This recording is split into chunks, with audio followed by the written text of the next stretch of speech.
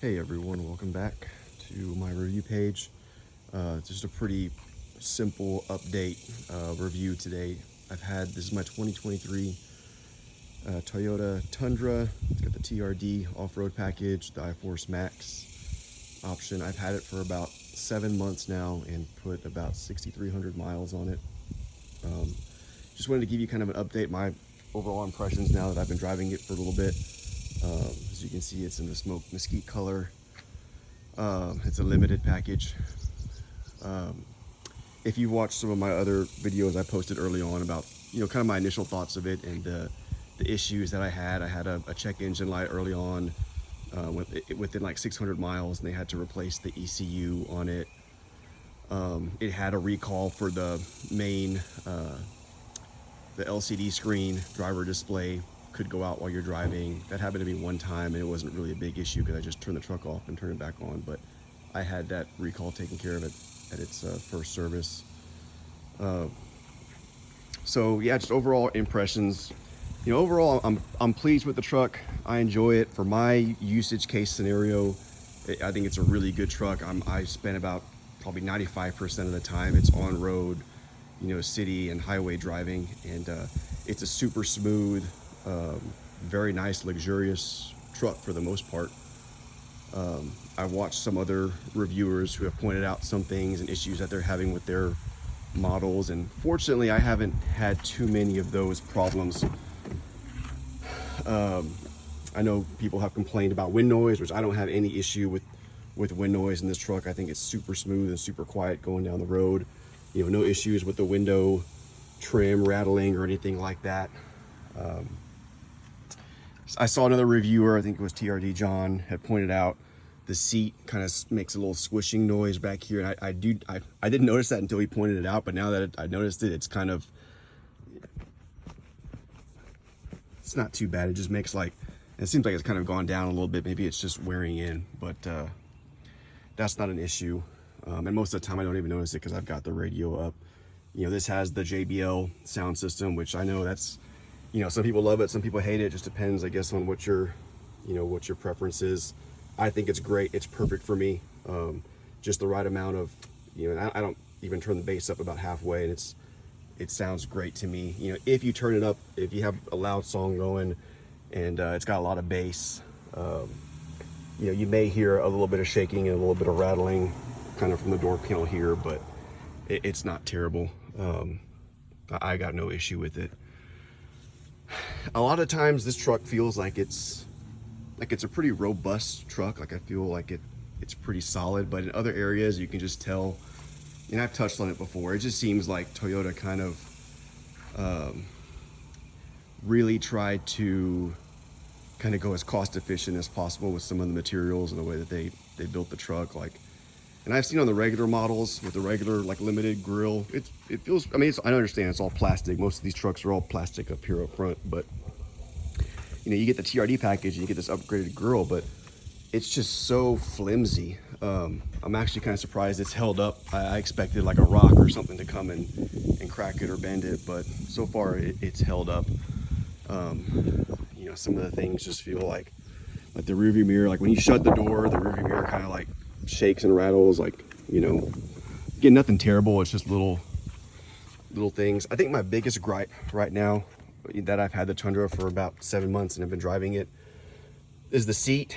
I think initially when you get in, it feels fine, it feels comfortable, but I've taken about a 2-hour road trip a couple times, and my last Tundra was a 2010 that I had for 13 years, and it was a phenomenal truck, and the seat was fine. I never had any issues with it. This feels like it's just kind of lacking in some padding, and someone told me that when you go to ventilated seats, they have to kind of reduce the padding a little bit, so the air flows through, which I don't know if that's true or not, but it kind of makes sense to me. But obviously the seat's been a big issue with people talking about cracks. I haven't had any issues with it, but I'm pretty cognizant of it, and every time I try and I get out, I use the footstep there and try and put my weight on that versus sliding out versus this plastic thing. But so far it's held up. But I think, again, the disappointing thing, I know the engineer, when he did his breakdown video of the 1,000,000 Mile Tundra, you know, one of the things that they were like so impressed with was the seat quality, like how well it held up and how it was kind of overbuilt essentially. And so I think that they were like, well, I think we can kind of reduce some of our materials and quality that they put into the seat. And I think it really shows, you know, like the seat's just kind of, you know, free floating. You get this one little plastic thing, but like even in my wife's 2018 Sienna, you know, it has a kind of plastic support that goes all the way around, and it was like that in my last Tundra. So it just felt a lot, you know, more better quality. Another example, and again, this is very minor and probably, you know, nobody really cares about it, but it's just an example of like cost cutting, I guess. So on this side, you know, you've got the leather or the soft text, I should say, right here, and you can't really see it, but on this side, it just stops, and it's just like it's like some fabric, and then it's just cloth right here. Like it's just cloth that just drops down. And again, that's kind of nitpicky. It's, you know, no one's gonna see it. It's just there, but you know, to me, it's just an example of ways that they were trying to just cut costs and reduce materials. And in some ways it kind of shows, because like I said, this truck feels very robust in a lot of ways, quality, but in other ways like that, it just feels like it's kind of cheap. You know, fortunately, people have had quality control issues with like the vents and stuff moving around. I haven't had any of that. Like I said, it's been, other than the initial issues that I had with the check engine light going on, you know, overall I'm pretty pleased with it. I enjoy driving it, you know, to and from work and things like that. Like I said, on my last, you know, 2-hour road trip, you know, about an hour and a half into it, I just had to stop and pull over and get out and just stretch my legs a little bit. My back was kind of hurting, and I've been trying to mess with the seat and move it around. Maybe I just haven't found the right position yet, but you know, and as you know from my last videos too, and you know, when you buy a Tundra, when I bought mine in December of 23 or 22, sorry, you only get one of these little key fobs. And you know, there was a nationwide shortage, obviously, of computer chips, and that's what they blamed it on. And it wouldn't have been such a big issue, and this is probably more on the dealer that I bought it from, if they would have told me up front, like, hey, you're buying this truck, you're only going to get one key fob, you know, we don't know when the other one's going to come in. You know, I would have stomached it a little bit better. But it wasn't until after I purchased it and I was driving the truck off, they're like, hey, here's your key fob, like the other one will come in the mail. And they made it seem like it was going to be just a couple of weeks. Well, here I am 7 months later. I've contacted Toyota, you know, they're just like, yeah, we're handling it as a recall campaign. We don't know when we're going to get the second key fobs mailed out. You know, they told me it was going to be a couple months. And then it was like, well, it's early summer. Now it's late summer. So I finally just went and just ordered. Yeah, you can go to the dealership and order. I bought a second key fob. It cost me $500. But to me, it was worth it just because, you know, if something happens to this key fob, this truck's dead. You know, they give you a spare. They give you a spare of the hard key, which you can use to unlock the door, but you can't start the truck with it. So, you know, if something happened, I lost my key, you know, I'd be stranded, versus now I can at least, you know, go pick up my spare set that I have. So I finally just bit the bullet and did it, because I got tired of waiting on Toyota. And I contacted them and asked them if they'd reimburse me for it. And of course, you know, it was a no. So that's just kind of pretty frustrating on a experience on a truck, you know, on this truck at this price point. I don't think Toyota handled that very well at all. Other than that, like I said, pretty pleased with it so far. You know, it's held up for the first 7 months. I'm actually really surprised with these tires, these Falcon Wild Peak AT 3WAs. I think they're a really great tire. So far in the 6,000 miles I've had them. Very smooth, very comfortable. You know, quiet on the road. They handle well. Traction is really good even in the wet weather. And I've just done a little bit of mild off-roading in it, like on some gravel roads and stuff like that. And it's fine for my usage case scenario. It's all that I need. I'll probably replace them at some point. I think they only offer this particular tire in this size, is 265 by 60 on the 20-inch wheel. I don't think you can get it in any other size. So I might upsize, you know, just a tad on my next tire, and I'll probably go to a Cooper all-terrain, just because I like the way they look, and they've got really good reviews. So yeah, anyhow, that's kind of my initial impression. So yeah, overall, I mean, I like the truck. I'm happy with it. I enjoy driving it. Again, for my usage scenario, if I was, you know, I think Toyota does a good job of kind of understanding their customer base for the most part. Like the majority of people who are going to buy a Tundra, at least this new model, probably similar to me. Like it's not a work truck. It's not, you know, I might get a trailer at some point and use it to pull that, a camping trailer.